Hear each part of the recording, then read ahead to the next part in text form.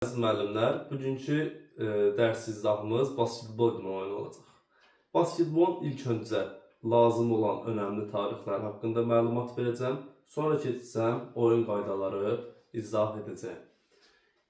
Basketbol, yadınızda saxlayın ki, 1891-ci ildə James Davis tərəfindən Amerikada yaradılıb. Və basketbol sözünün mənası səbət topu deməkdir. Basket səbət, bol isə top deməkdir. Və 1932-ci ildə basketbol üzrə beynəlxalq federasiya yaranıb. Və basketbol özü 1935-ci ildə Olimpiya oyunlarına daxil edilib. Baxın, 1935-ci ildə daxil edilib, keçirilməyib, sadəcə daxil edilib. 1936-cı ildə isə basketbol ilk dəfə Olimpiya oyunlarında kişilər arasında iştirak edib. Yəni kişilərdə yığma komanda artıq 1936-cı ildə ilk dəfə Olimpiya oyunlarında iştirak edib. Və bundan 40 il sonra, 1936-dan 40 il sonra 1976-cı ildə artıq qadınlardan da yığma komanda Olimpiya oyunlarında iştirak edir. Basketbol üzrə qadınlardan da yığma komanda 1976-cı ildə Olimpiya oyunlarında iştirak edib. Və Azərbaycanda yaranma tarixi 1920-ci il. Artıq Azərbaycanda basketbolun inkişafı başlayıb 1920-ci ildə. 1992-ci ildə isə Azərbaycanda basketbol federasiyası yaranıb. Və 1994-cü ildə Azərbaycan basketbol federasiyası üzv olub beynəlxalq basketbol federasiyasına. Və Azərbaycan basketbol federasiyasının prezidenti Emin Əmrilləyevdir. Yadınızda saxlayın. Bu basketboldan bilməli olduğumuz tarixlər. Və keçək oyun haqqında, oyun qaydaları haqqında məlumat verin. İlk öncə hissələrdən danışaq. Basketbol iki hissədən ibarətdir.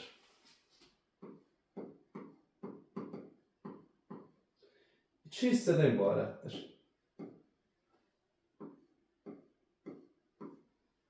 Hər hissəmiz 20 dəqiqə oynanılır. Hər hissədə ümumiyyətlə 2 hissə 4 perioddan ibarətdir.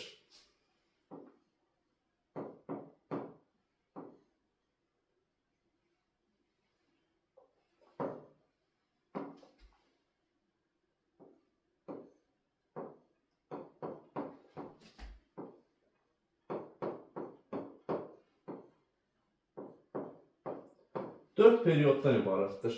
Hər periodumuz da 10 dəqiqədən ibarətdir. Ümumi oyun 40 dəqiqə təşkil edir. 40 dəqiqə. Baxın, oyun neçə dəqiqədən ibarət olduğu ümumi 40 dəqiqədən. 2 hissə 4 period. Hər hissəmiz 20 dəqiqə oynanılır. Hər period 4 perioddan, hər periodun isə 10 dəqiqədən ibarətdir. Və oyun təmiz vaxtda oynanılır. Təmiz vaxt nə olduğunu izahlarda deyəcəm. Və hissələr arası fasilə 15 dəqiqədir. Baxın, birinci hissə ilə ikinci hissənin arası fasilə 15 dəqiqə. Adınızı saxlayın. Periodlar arası fasilə dedikdə birinci, ikinci periodla üçüncü, dördüncü periodun arası 2 dəqiqədir fasilə.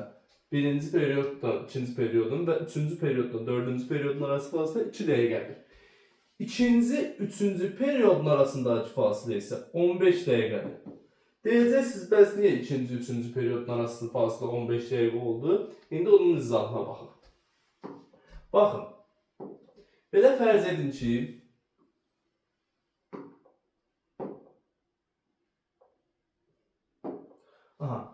belə fərz edin ki, bir şey ayıraq. Baxın, Birinci hissənin başlanğıcı. Birinci hissənin başlanğıcı. Birinci hissənin başlanğıcı. Birinci periodun başlanğıcı sayılır. Birinci hissənin sonu ikinci periodun sonu sayılır. İkinci hissənin başlanğıcı üçüncü periodun başlanğıcı sayılır. İkinci hissənin sonu dördüncü periodun sonu sayılır. Yəni bu bir hissəyə bu iki period daxildir. Bu ikinci hissə isə bu iki period daxildir. Və birinci hissə bitdi. İkinci period bitmiş sayılırmı? Sayılır. İkinci hissəyə keçmiş oluruqmu və üçüncü perioda keçmiş oluruqmu? Ona görə üçüncü və ikinci periodun arasındakı fasilə 15 dəqiqə hesab olunur. Bunu yadınızda saxlayın. Və meydanımızı görsədək sizə. Burada da həmsini dedik, iki hissədən ibarətdir.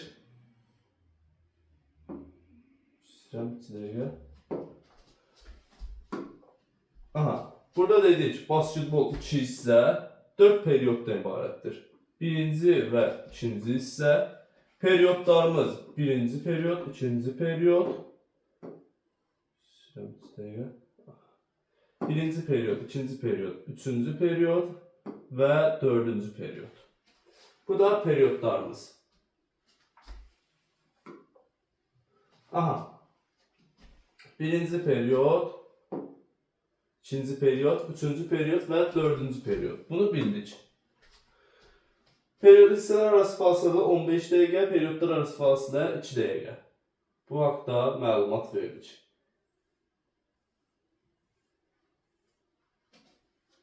Meydanımız. Meydanın ölçüsü. Baxın, uzunluğu 28 metr. Eni isə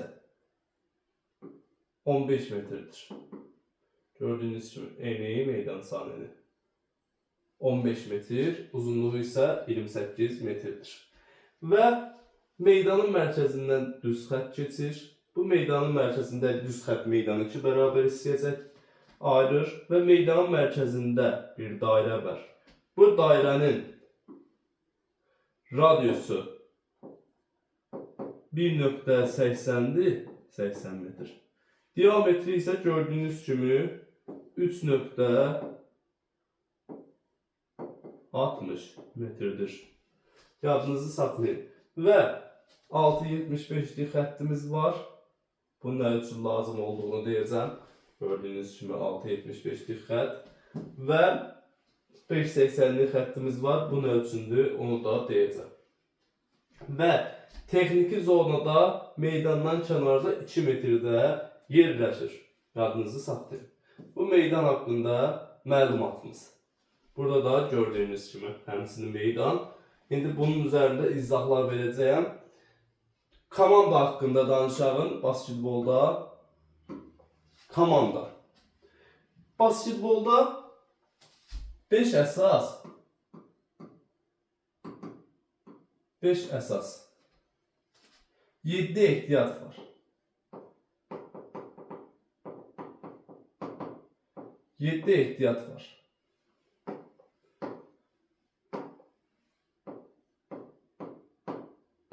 Yeddi ehtiyat var. Bunlardan bakın 5 əsas 7 ehtiyat. Oyuna çıxan zaman mütləq 5 oyunçunun 5'i də meydanda olmalıdır. Yəni mütləq 5 oyunçunun 5'i də meydanda olmalıdır. Yəni 4 nəfər olarsa meydana çıxa bilməz. Mütləqdir ki 5'i də olsun. Baxın, ehtiyatsız oyuna gələ bilər. Ehtiyatsız gələ bilər. Hətta 5 ilə də, 4 ilə də, 3 ilə də, 2 ilə də, 7 ilə də fərq eləmir. Ehtiyatı istədiyi qədər gətirə bilər. Amma oyun başlaması üçün mütləq 5 oyunçu olmalıdır. Əsasən məsələləri futbol idman oyunundan çəkirəm. Ən populyar idman oyunu olan futbol olduğu üçün, hamının bildiyi futbol idman oyunu olduğu üçün futboldan məsələ çəkirəm. Məsələn, futbolda 11 əsasdır, 11 əsasdır. Meydana 10 nəfərlə də çıxa bilər, 9 ilə də, 8 ilə də, 7 ilə də. Bu sərbəst şəkildə futbolda çıxa bilər. Amma gəl ki, basketbolda 5 nəfər əsasdır, 5 nəfər olmazsa oyun başlaya bilməz. Bir komandanın minimal 5 oyuncusu olmalıdır.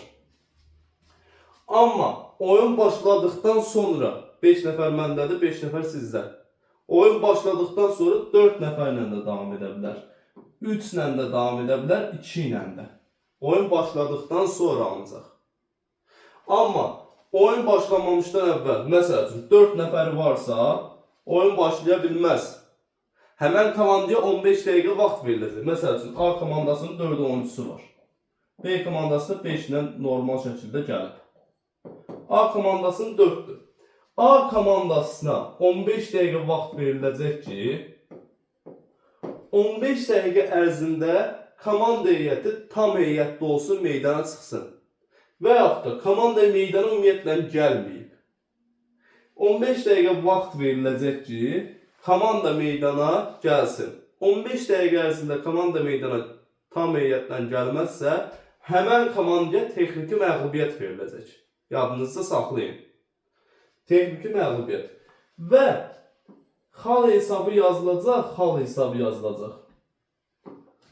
Məsəl üçün, A komandası texniki məğlubiyyət alır, B komandası da avtomatik qalib sayılır. 15 dəqiqədir ki, oyuna gəlməyib, texniki məğlubiyyət alır.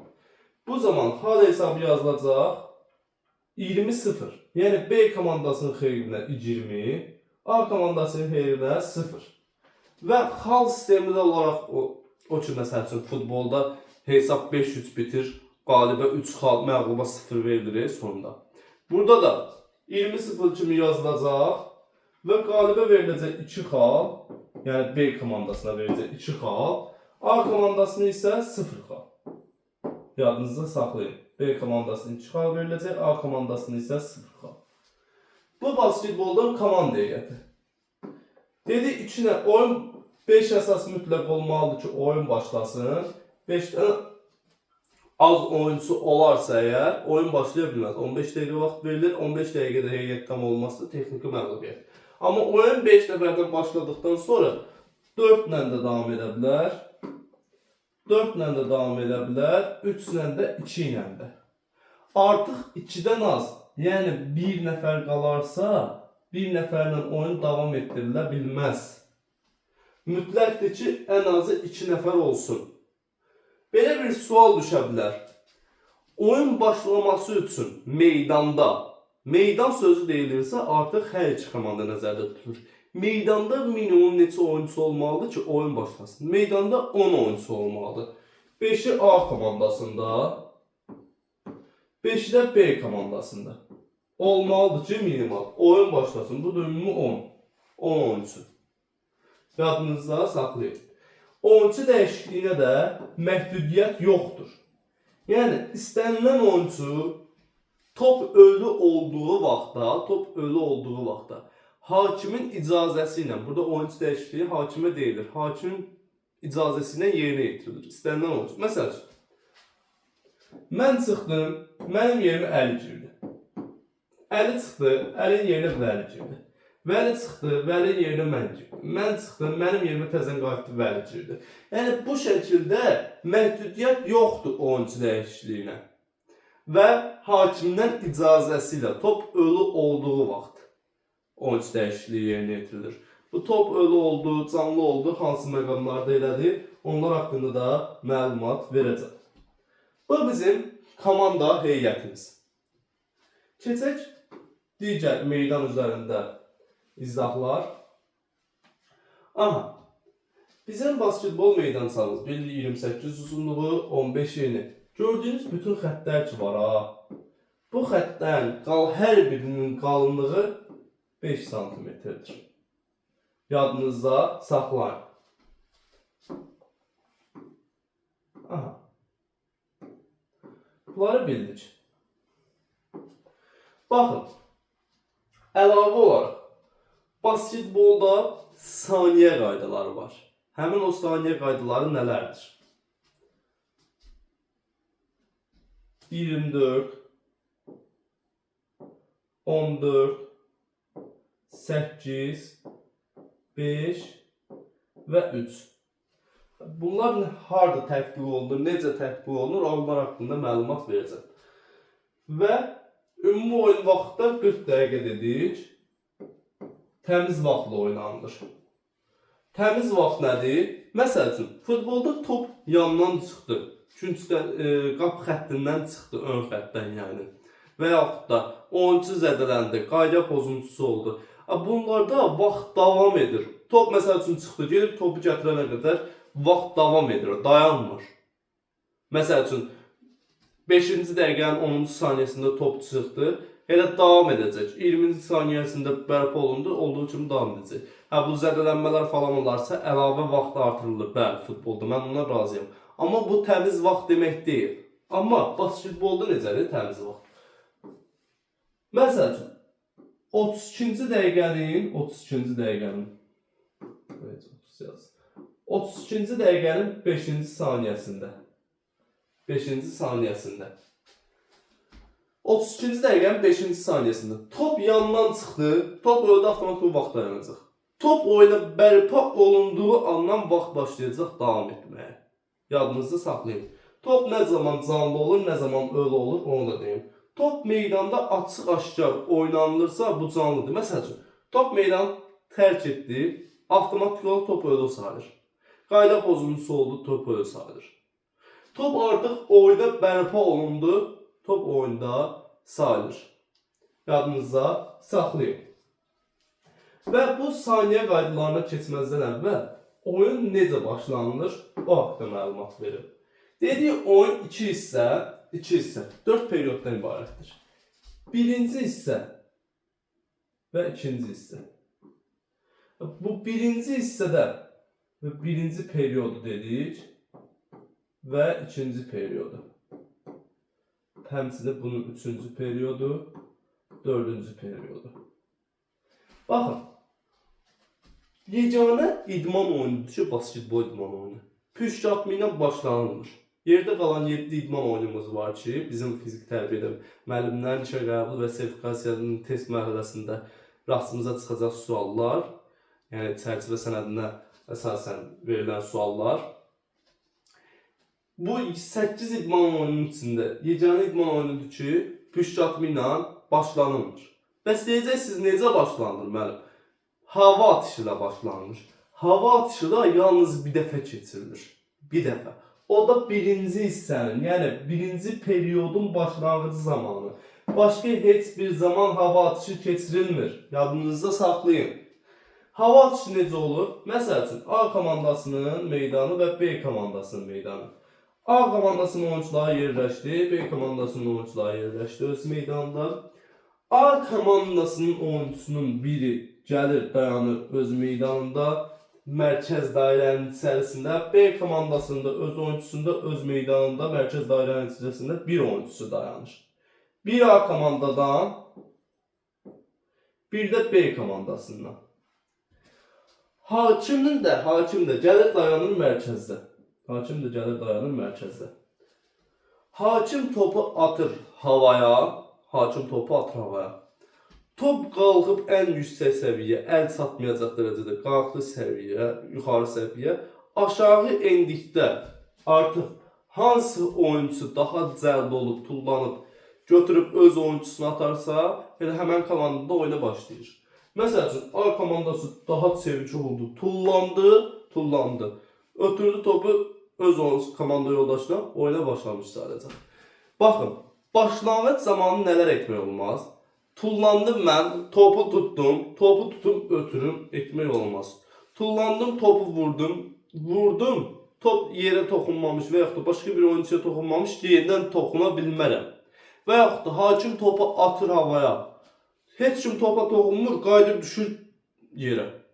Bu zaman hava atışı yenidən təkrarlanır. Yadınızda saxlayın bunu bu şəkildə. Deyəcəksiniz, bəs növbəti hissələr kim başlayacaq, necə başlayacaq, hardan başlayacaq?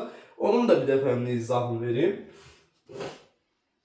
Baxın, saniyə qaydaları qalsın burada. Məsəl üçün, birinci hissənin A komandası başladı. Hava atışının A komandası başladı. Avtomatik olaraq kənarda hakim masası olur. Hakim masasında ox olur. Avtomatik o hakim masasındakı ox fırlanacaq B komandasını göstərəcək. Yəni növbəti periodu B komandası başlayacaq. Artıq ox B komandasını göstərir axı. Növbəti periodu B komandası başlayacaq. Hardan? Mərkəz xəttə paralel olan öz meydanından yandan başlayacaq. Və üçüncü periyod oynanacaq. Üçüncü periyodu kim başlayacaq? Bir ox B-ni göstərir daxı. İndi o avtomat olaraq dəyişəcək, A-nı göstərəcək. Yəni, sual düşər ki, növbəti periodu kim başlayacaq? Necə müəyyən olunur? Hakim masasındakı oxa baxmaqla. Bəs sual düşə bilər. Başqa nə zaman hakim masasındakı oxa baxılır? Başqa bir də mübahisəli top olarsa, əgər basketbolda mübahisəli top olarsa, bu zaman da hakim masasındakı oxa baxılır. Məsəl üçün, birinci periyodda A komandası başladı və hakim masasındakı ox B-ni göstərir. Birinci periyodun 5-ci dəqiqəsində mübahisəli top oldu. Mübahisəli topda avtomatik oxa baxılacaq, görüləcək ki, B komandasını göstərir və topu B komandası hakimin göstərdiyi yerdən yan xəttdən topu oyuna daxil edəcək. Sonra 8-ci dəqiqədə yenə mübahisəli top oldu. Bir yax B-ni göstərir, avtomatik A-nı göstərəcək. Bu zaman görəcəklər ki, ox A komandasını göstərir. Bu zaman A komandası başlayacaq. Və birinci periyod bitdi, ikinci periyoda keçdiyimiz zaman ox çevriləcək, avtomatik B komandasını göstərəcək və ikinci periyodu B komandası başlayacaq. Bu oyunun başlama şəkilləri. Bir də top necə idarə olunur? Basketbolda top necə idarə olunur? A haqqında məlumat verim. Basketbolda top bir əllə çilənərək idarə olunur. Yəni, sağdan çilədim, keçirdim sola, soldan çilədim, keçirdim sağa. Bu şəkildə çilənir. Yəni, top çilənərək. Və top çilədikdə, top çiyin səviyyəsindən yuxarı qalxarsa, idmançının çiyin səviyyəsindən yuxarı qalxarsa, bu zaman oyun dayandırılır, top verilir rəqibə, rəqib keçir, hakimin göstərdiyi yerdən yandan başlayır. Və yaxud da, yadınızı saxlayın, burada topu yumruqla vurmaq olmaz. Və yaxud da, topu tutdum. Məsələn, çiliyə aparıram, topu tutdum. Yerindən çiliyim idarə edim, olmaz. Qəti qadağandır, qayda pozmuşsuz, avtomatik oyun dayandırılacaq. Topu tutmuşamsa, ya artıq ötürmə etməliyəm oyuncusuma, ya da artıq topu səbətə atmalıyam. Və onu da yadınızda saxlayın ki, topu tutmuşamsa, top əldə 2 addım ata bilərəm. 2 addım. 2 addımdan artıq 3-cü addımı ata bilmərəm. Ataramsa artıq qayda pozuntusudur. Sual düşər, top əldə neçə addım, top əldə neçə hər addım hərəkət edilə bilər? 2 addım. Bu qədər. Amma çiliyərək nə qədər addım ata bilər? Çiliyərək istədiyi qədər. Hücum vaxtı bitənə qədər topu çiliyərək idarə etsin. Ona bir məhdudiyyət yoxdur. Bunu da yadınızda saxlayın.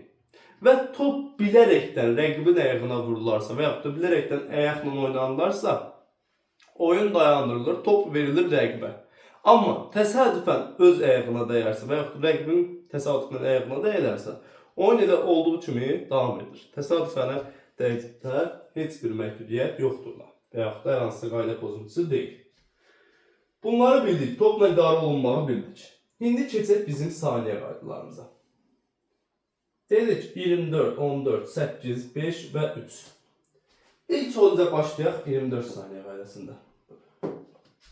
24 saniyə qaydası. Burada saniyə qaydası necə tətbiq olunur? Məsəl üçün 24, 23, 22, 21, 20, 19, 18 və s. Bu şəkildə. Və s. aşağı doğru gedir. Və 24 saniyə qaydası nədir? 24 saniyə hücuma verilən vaxtdır. 24 saniyə qaydası nədir? 24 saniyə hücuma verilən vaxtdır. Məsəl üçün, hava atışında iştirak etdim. Və A komandasının oyuncusu tullandı, ötürdü öz oyuncusuna. Artıq öz oyuncusunu ötürdüyü an, topa yiyələndiyi an, A komandasına artıq 24 saniyə vaxt açılacaq. Hücumunu qurmaq üçün vaxt açılacaq. 24 saniyə ərzində gedib hücumunu qurmalıdır. Hücumunu bitirməlidir 24 saniyə ərzində. Topu rəqibin səbətinə atmalıdır. Əgər 24 saniyə hücumunu bitirməzsə, avtomatik oyun dayandırılır, top verilir rəqibə, rəqib hakimin göstərdiyi yerdən oyuna başlayır. Rəqib üçün də 24 saniyə vaxt açılacaq ki, hücumuna başlasın, hücumunu bitirsin. Yəni qısa desək, 24 saniyə qaydası nədir? 24 saniyə hücuma verilən vaxtdır. 14 saniyə qalsın. 8 saniyə qaydası nədir? Məsəl üçün, A komandası və B komandası. A komandası topu tutub meydanında. A komandası 8 saniyə ərzində topu keçirtməlidir B komandasının meydanına. Yəni 8 saniyə ərzində öz meydanını tərk etməlidir A komandası. Yəni mütləq deyil, özü keçsin, topu götürüb keçsin. Topu keçirtməlidir 8 saniyə ərzində. Yəni 8 saniyə qaydası nədir? Öz meydanına, rəqib meydanına topu keçirtmək. Bu 8 saniyə qaydasıdır. Bir şey də vurğulayım ki, artıq istər öz meydanından keçdin, istər rəqib meydanında topa yiyələndin. Rəqib meydanında topa yiyələnmisənsə, rəqib meydanında top səndədirsə, öz meydanına geri pas ötürə bilməzsən. Geri pas ötürərsənsə, bu zona faulı sayılır. Zona qayda pozuntusu. Avtomatik oyun dayandırılır, top verilir rəqibə. Rəqib hakimin göstərdiyi yerdən yandan oyuna başlayır. Bu bizim 8 saniyə qaydamız. Və 5 saniyə qaydası. 5 saniyə qaydası 3 halda tətbiq olunur. Yadınızda saxlayın. 1. Top yandan başlanılarsa, oyuna başlayan, yəni yandan başlayan oyuncu 5 saniyə vaxt açılır, topu verildiyi anda ona və 5 saniyə topu oyuna başlamalıdır. Və yandan başlayan zaman, onu da vurğulayayım ki, mən yandan başlayıram. Topu götürüm birbaşa atım səbətə. Olmaz. Topu götürüm çilyə özüm daxil olub meydana olmaz. Topu ötürülməlidir yalnız və oyuna başlanılmalıdır. İkinci 5 saniyə. Cərimə atışı 5.83. Bunu da izah edəcəm. Cərimə atışlarını izah edəcəm. Yəni cərimə atışını 5 saniyə ərzində yerinə yetirilməlidir. Əks halda top keçirir rəqibə. Və üçüncü 5 saniyə qaydası nədir? 5 saniyə, məsəl üçün, mən gedirəm hücuma gedirəm.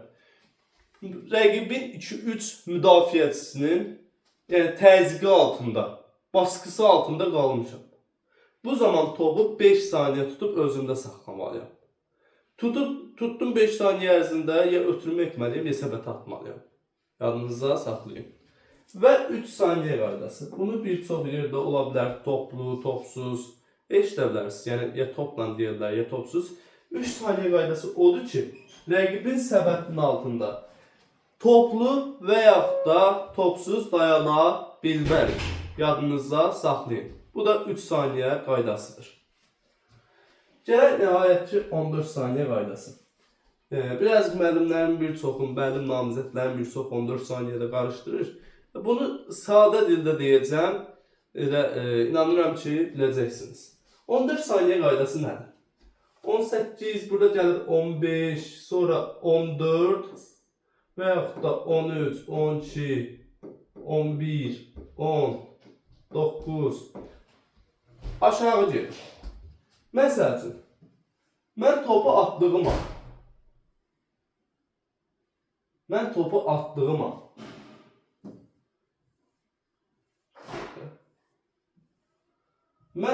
atdım.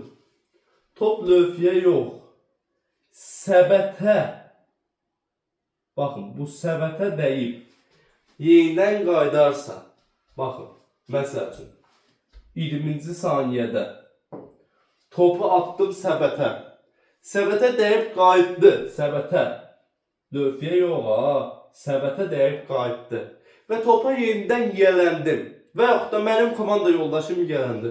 Bu zaman avtomatik 14 saniyə vaxt açılacaq. Bu 18 saniyədə də olsa,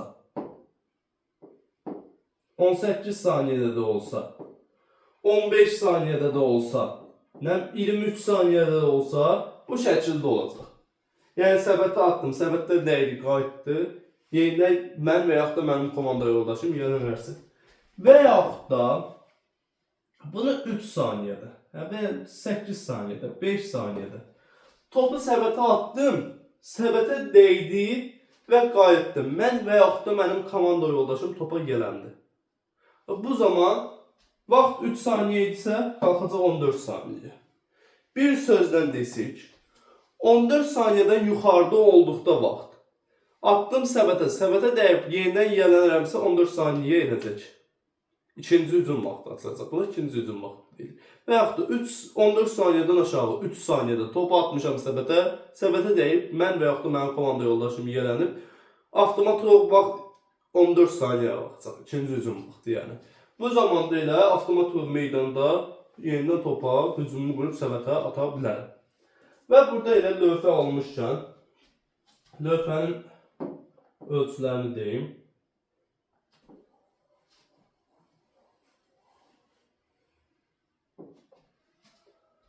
Lövhənin uzunluğu 1.80 metr. Eni isə 1.05 metr. Səbətin diametri 45 cm. Torn uzunluğu 45 cm. Və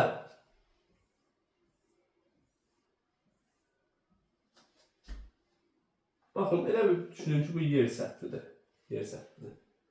Səbətin yerdən hündürlüyü 3.05 metr. Lövhənin yerdən hündürlüyü isə 2.90 metrdir. Baxın, diqqət yetirin, bu lövhənin bura başlanğıcıdır, bu da səbətin başlanğıcı. Arasında 15 cm fərq var. Səbət lövhədən 15 cm yuxarıdadır. Və sual düşə bilər.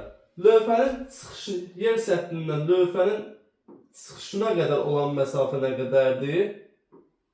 Çıxışına qədər olan məsafə 2.90 bura qədər isə 1.05-də eni daxil. Çıxışına qədər olan məsafə toplayacaq bunları 3.95. Çıxışına qədər də olan məsafə 3.95 metrdir. Bu da lövhənin yerdən hündürlüyü. Və bu da lövhə haqqında da dedik. Və bir nüansı da çatdırım. Deyirsiniz ki, müəllim, səbətə dəydi, bildik ki, başa düşdük. Səbətə dəydi, qayıtdı 14 saniyə vaxt açılır. Və səbətə dəyməyib, lövhəyə dəysəydi nə baş verəcəkdi?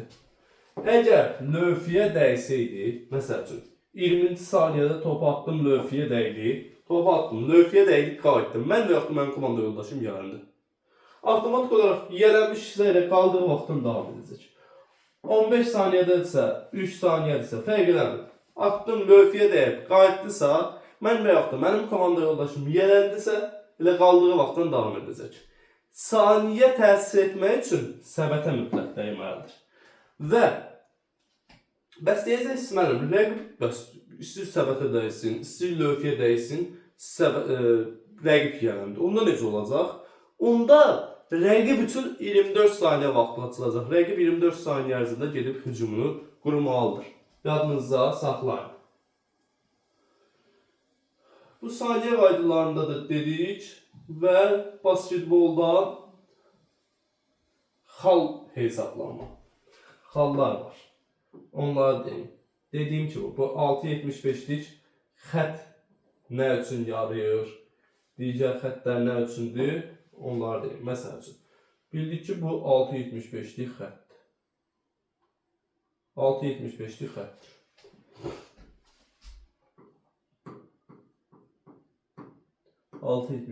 xətdir. Basketbolda xal atışı 1, 2 və 3 xal. Uğurlu atışı 3 xal. Qiymətləndirmə. Baxın. Məsəl üçün, səbəti uzaqdan atmaq daha rahat olar, yoxsa yaxından? Əlbəttə ki, yaxından. Uzaqdan atmaq biraz daha dəqiqlik hesab olurlar. Orada daha dəqiq olmalıyıq ki, biz uzaqdan rahat ata bilək. Yəni, uzaqdan atmaq, yaxından atmaqdan bir qədər çətindir. Və onu nəzərə alaraq 6.75'in xaricindən 6.75'in xarici. Burada xarici sayılır. Burada. Məsəl üçün B komandası və A komandası. B komandası buradan. A komandasının səbətinə uğurlu atışadır. Və yaxud buradan. Uğurlu atışadır. Ne çıxandan qiymətləndiriləcək? 3 çıxandan. 6.75'li xəttin arkasından atılan uğurlu atış 3 çıxandan qiymətləndirilir. Daxilindən atılan, bax burada daxildir, burada daxildir, səbətin altı da daxildir. Atılan uğurlu atış 2 çıxandan qiymətləndirilir. 2 çıxandan. Cərimə atışı 5.82-dən atılan uğurlu atışı isə 1 xandan qiymətləndirilir. Yadınızda saxlayın. 3 xal 6.75'in daxili, 2 xal 3 xal 6.75'in xarici, 2 xal daxil, 1 xal da cərimə atışları. Bunları bildik. Bəs deyəcəksiniz ki, müəllim, xətti tapdalayıb atarsın 2 xaldan qiymətləndirirlər. Gəldim, xətti tapdaladım, uğurlu atış atdım. 2 xalla qiymətləndiriləcək. 2 xalla qiymətləndiriləcək. Artıq daxil sayılır. Və yaxud da xəttin xaricindən topu götürmüşəm, xəttin xaricindən tullandım, havada topu attım və düşdüm daxilə. Neçə xalla qiymətləndiriləcək? 3 xalla. Niyə 3 xalla? Çünki xaricdən tullanmışam və topu atmışam. O xaric sayılacaq artıq. Onun zaman 3 xalla qiymətləndiriləcək. Bunu da yadınızda saxlayın. Məncə buralarda çətin bir şey yoxdur. Belə düşünürəm.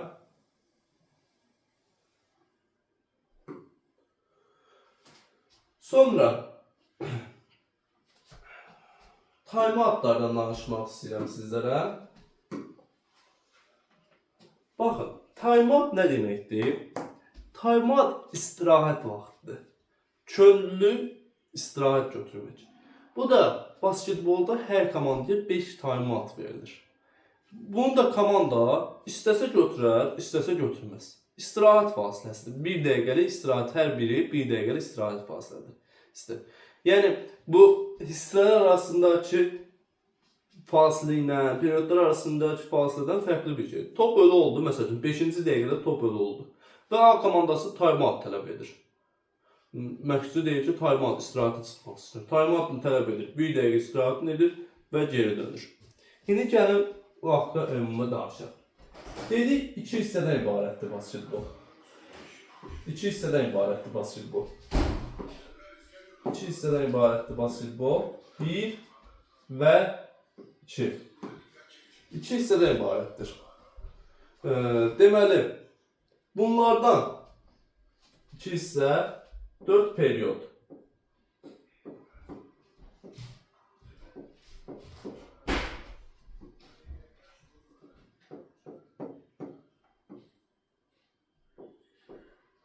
Periyoddan ibarətdir. Dedik, basketbol 2 hissə 4 periyoddan ibarətdir. Bunlarda və 5 time-out var. 1, 2,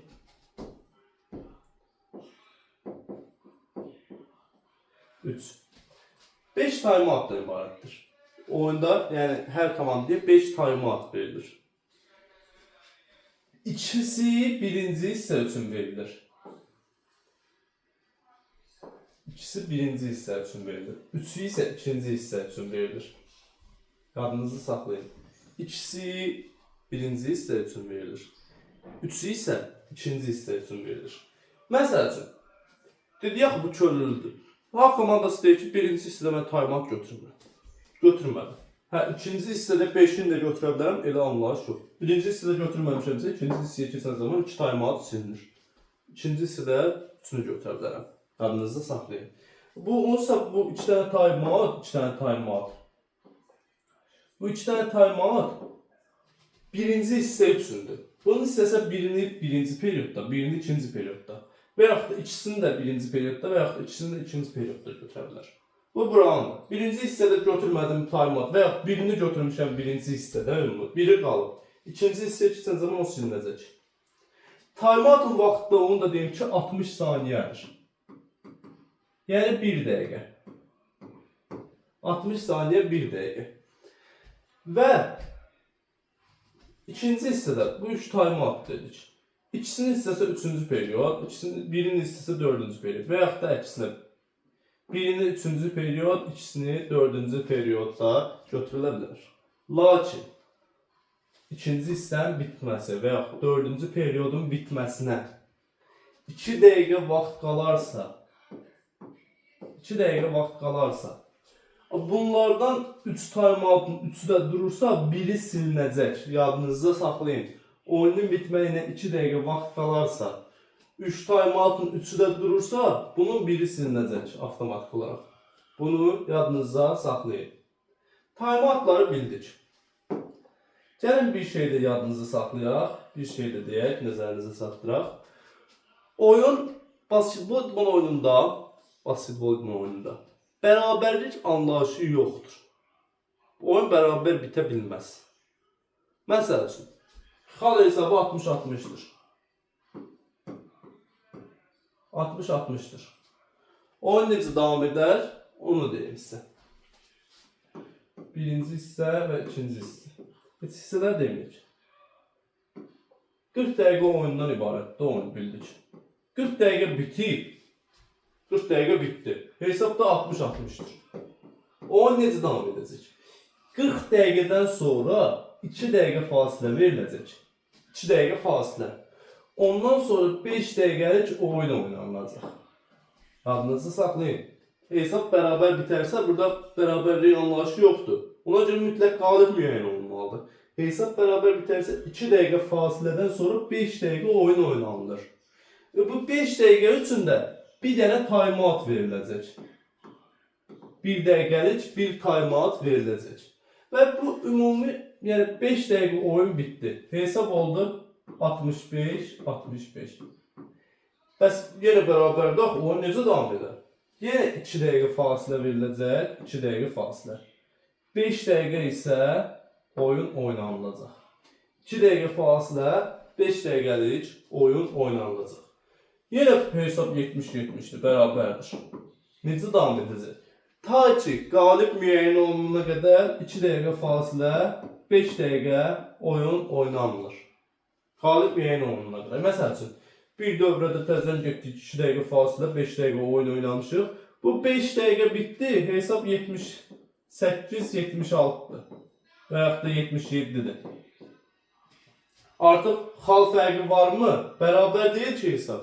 Xeyr, avtomatik irəlidə olan komanda oyunun qalibi hesab olunacaq. Və yaxud da bunları belə düşünək ki, 40 dəqiqə bitib, 40 dəqiqə bitib. Hesab 60-60'dır. 60-60'dır. 2 dəqiqə fasilədən sonra, 5 dəqiqə oyun oynanıldı. 5 dəqiqə oyun oynanıldı. Bu 5 dəqiqədə bitdi, hesab oldu 70-74. Hesab 5 dəqiqə bitib 70-74. İrəlidə varmı? Qalib varmı? Bəli. Xal fərqi varmı? Bəli. Avtomatik irəlidə olan komanda qalib hesab olunur. Bunu da yadınızda saxlayın ki, hər əlavə hissə üçün bir time-out veriləcək. Hər əlavə hissə üçün bir time-out veriləcək. Bunu da yadınızda saxlayın. Bu da bizim time-outumuz. Oyun necə davam edər, necə bitər. Yəni, xallar haqqında da məlumat vereyim. Qalibə, məsəl üçün, qalibə.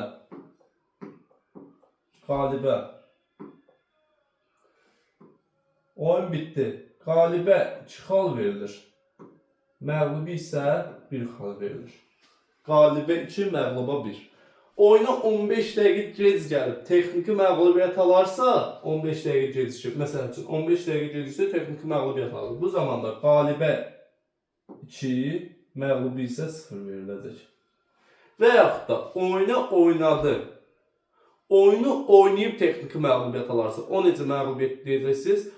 Oyunçu azlığı ilə 2-dən az oyunçusu qalarsa, oyunu oynayıb, yəni texniki məğlubiyyət alarsa, bu zaman qalibə 2, məğlubi isə 1 veriləcək, ən azından oynadığı üçün.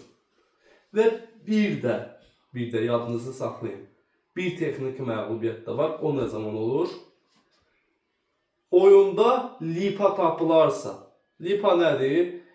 Məsəl üçün, elə fərz edin ki, məsəl üçün 8-ci siniflə 8 A-dan 8B-ni yarışdırırsınız. 8B sinifi 11-ci sinifin şagirdin gətirib oyuna daxil edib. Siz də yəni bunu sonradan bilmirsiniz.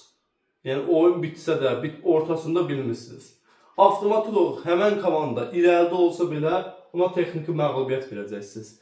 O komandada qalib avtomatik olaraq 2 yazılacaq, o texniki məğlubiyyət alan komandaya 0 veriləcək. Yadınızda saxlayın. Bu da qalibi məğluba verilən xallar.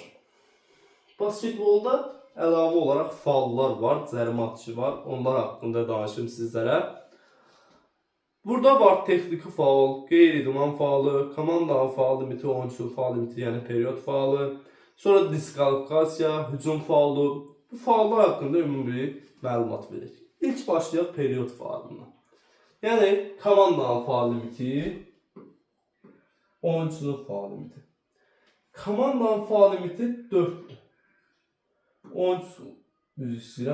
Oyunçunun faal limiti isə 5'dir. Komandanın 4, oyunçunun faal limiti isə 5'dir. Yadınızı saxlayın. Oyuncu 5-cini aldıqda ilə oyundan kənarlaşdırılır. Oyundan kənarlaşdırılan oyuncunun da yerinə başqa bir oyuncu gələ bilər. Yəni ehtiyatda oyuncu varsa, ehtiyatdan oyuncu gələ bilər. Özdə 30 saniyə ərzində. Yəni ehtiyatlı oyuncu varsa 30 saniyə ərzində meydana daxil olmalıdır. Əgər 30 saniyə meydana daxil olmazsa, məqsədiyə texniki faal verəcəklər. Komandanın faal limiti 4'dür. Komanda 5-ci faal edərsə, həmən komandanın səbətinə gedib 2 cərimə atışı atılacaqlar. 2 cərimə atışı harda? Cərimə atışı, baxın. Bu hissədən. Yəni 5.80'lik bizim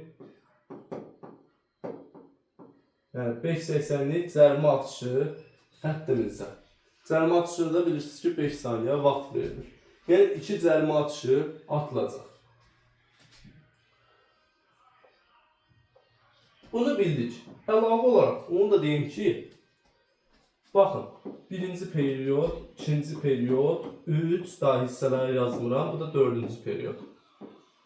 Baxın, birinci period bitdi. 2'ye keçiddə oyunçunun faal limiti məsəl üçün 1'də 3 olmuşdu. 2'ye keçiddə 3 ilə davam edəcək. 4'e keçiddə məsəl üçün 2 bitdi, 2'də oldu məsəl üçün 4 dənə faal limiti. 3'e keçəndə elə olduğu kimi keçəcək.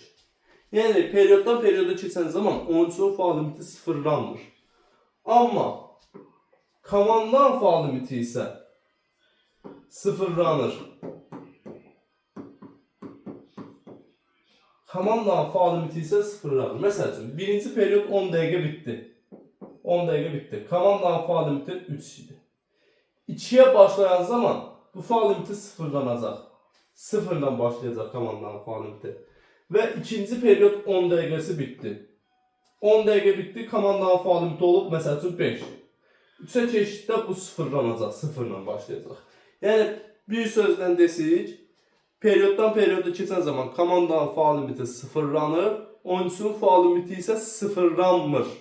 Yadınızda saxlayın. Amma 4-cü period bitdi. Əlavə hissə 5 dəqiqəlik ki oyun oynandır. Əlavə hissəyə gedilərsə, orada ya komandanın faal limiti sıfırlanmır, ya da oyunçunun faal limiti sıfırlanır. 4-cü period bitib əlavə hissəyə gedilən zaman olduğu kimi keçir. Yadınızda